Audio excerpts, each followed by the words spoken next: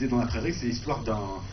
d'un héros, pas vraiment imaginaire, puisqu'en fait c'est Rachid, mais sous un autre nom, qui va créer ce magazine et qui lui aussi raconte sa quête à travers tous les problèmes que peut connaître un jeune de banlieue, que ça soit par rapport aux institutions, à l'État ou même aux proches. Donc c'est deux expériences qui sont parallèles et qui pour moi sont assez symboliques d'un tournant de cette génération rap que pour l'instant on connaissait principalement qu'à travers le regard des autres, puisque le rap au début, dans les années 90, médiatiquement parlant en tout cas, c'était que des histoires de bandes et de violence et de rivalité. C'est uniquement sous cet angle-là qu'on a commencé à présenter le rap au début, dans les médias, j'entends, dans les grands médias, surtout la télé. Après, ça a un petit peu évolué, si on peut dire. On a commencé un petit peu, en tout cas un peu plus, à parler de musique. Mais en fait,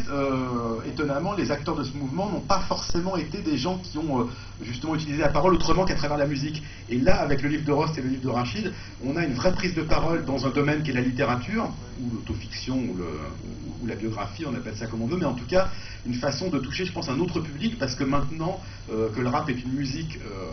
on va pas dire acceptée, mais en tout cas qui a montré l'importance qu'elle avait musicalement et sociologiquement en France. Je pense que c'est ces deux livres qui témoignent chacun à leur façon d'une nouvelle façon d'appréhender la banlieue, au-delà des clichés, et surtout au-delà du regard des autres. Parce qu'il y a eu des sociologues, il y a eu des reporters, il y a eu des journalistes qui ont été parler aux acteurs des banlieues, mais au fond, cette prise de parole des acteurs eux-mêmes est relativement récente. Et moi, je suis assez ravi, en tant que moi-même auteur, de voir que ce sont des gens qui sont maintenant aussi capables de raconter leur propre histoire et donc de montrer aux autres que, au-delà des clichés, comme je disais, qui sont quand même encore toujours présents, il y a autre chose qui existe. Donc on va commencer peut-être par donner la parole à Rost. Déjà, est-ce que tu peux nous dire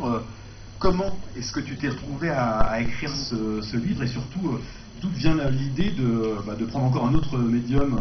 qui est l'écriture, mais cette fois pour faire un livre, et comment tu t'es retrouvé à être auteur de ce livre paru chez Robert Laffont? Bonsoir. Disons que pendant les élections, j'ai fait pas mal de choses, j'ai fait des débats avec pas mal de politiques qui à un moment se sont